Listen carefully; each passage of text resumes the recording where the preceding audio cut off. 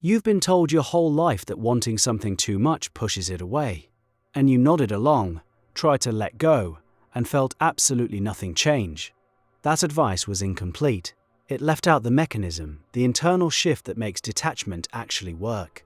And without understanding that mechanism, you're just pretending not to care while quietly falling apart inside.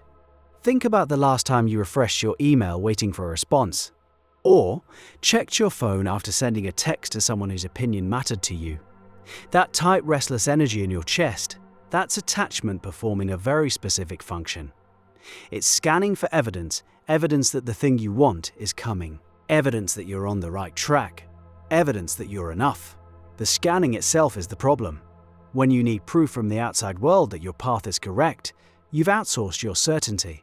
You've handed the remote control to whoever happens to reply first, whoever gives you the nod, whoever opens the door. And the moment that proof arrives, the relief lasts maybe an hour before the scanning starts again. Because external validation has a half-life shorter than you'd expect, the reassurance decays almost immediately, and you're back to refreshing. So what does real detachment look like from the inside? Picture two people applying for the same job. Both want it, both prepared. One sits in the waiting room with a clenched jaw, mentally rehearsing every possible outcome, interpreting the receptionist's expression as a signal. The other sits there calm, reads a magazine, walks in, delivers their best, walks out, and goes to lunch. The second person cares exactly as much as the first, maybe more. The difference is where their certainty lives. The first person's certainty is conditional. It depends on getting the offer. The second person's certainty is internal. It rests on something the interviewer can't touch. Their preparation, their track record, their trust in their own ability to handle whatever comes next. That internal certainty changes the physics of the situation in ways that are measurable. Researchers studying negotiation outcomes have found that the party willing to walk away consistently secures better terms. The willingness to walk away signals something that desperation never can. And the other side reads it instantly, often without knowing they're reading it. Your body language shifts when you carry certainty inside you.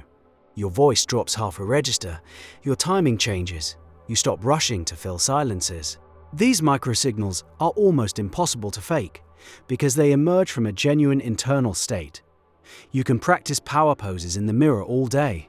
The person across the table from you will still feel the difference between performed confidence and the real architecture underneath. But this raises an uncomfortable question. How do you build internal certainty when you haven't gotten the results yet? When the evidence isn't there? When your bank account, your relationship status, or your track record seems to argue against you?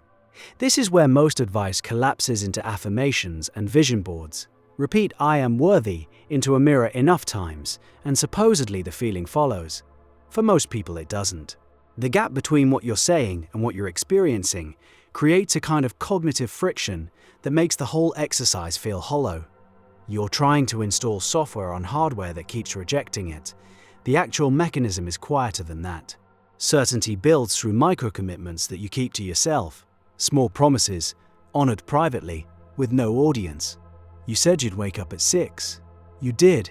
You said you'd have the difficult conversation. You did. No one applauded. No one even noticed. And that's exactly the point. Each kept promise deposits something into an internal account that no external event can drain. Over time, the balance grows heavy enough to anchor you. When you've proven to yourself, through action not affirmation, that your word means something, the need for outside proof starts dissolving. You stop refreshing. You stop scanning. You stop interpreting silence as rejection. This is the part most people get backwards.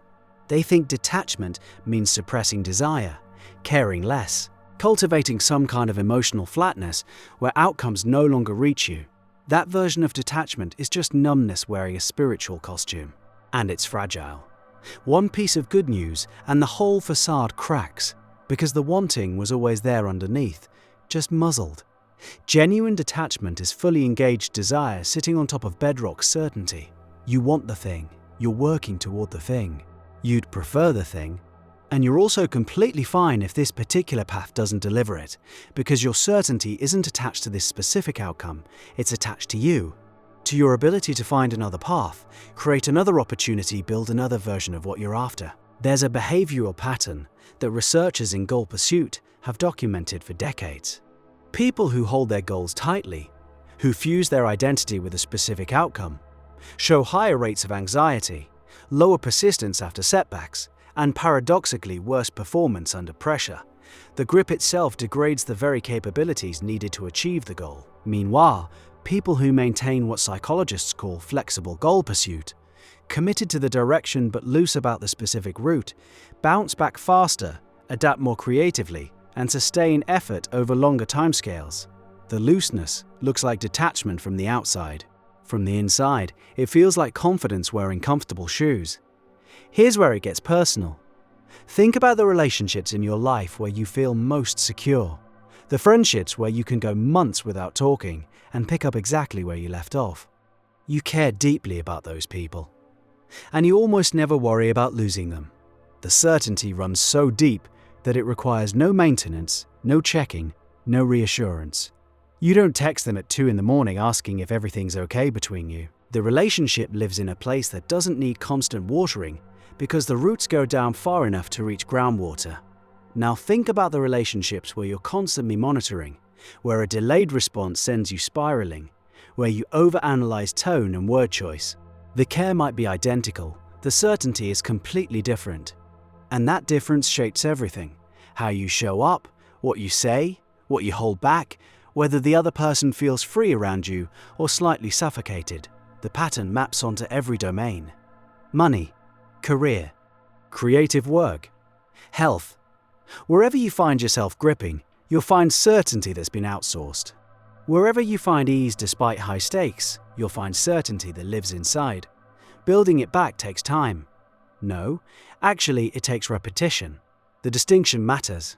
Time alone changes nothing. You can spend 5 years avoiding your own promises and end up less certain than when you started. Repetition of kept commitments is the mechanism.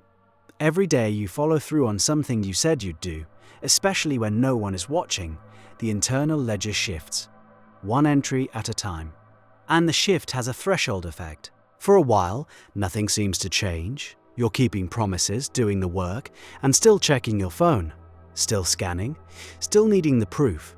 Then, at some point, and you won't be able to pinpoint when, you realize you forgot to check.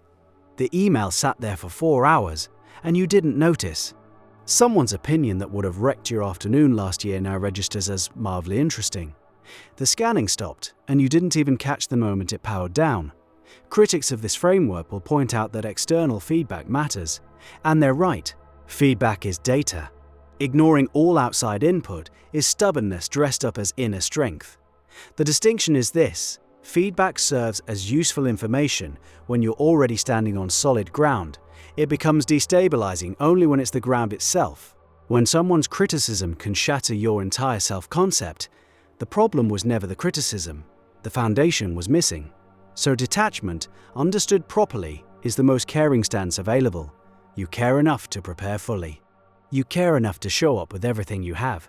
You care enough to want it with your whole chest.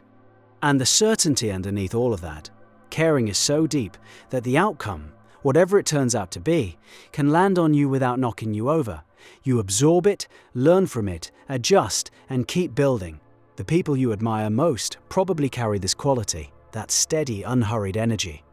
The sense that they're playing a longer game than the one in front of them. They want to win this round. They also know there are more rounds coming. You've watched someone like that walk into a room and felt the air shift. What you were sensing was internal certainty, so solid it changes the environment around it. And the strangest part is that every single person reading this has felt that certainty before in at least one domain of their life. A skill they've mastered, a relationship they trust completely, a principle they defend without hesitation. The work is learning to carry that same weight into the rooms where you're still shaking.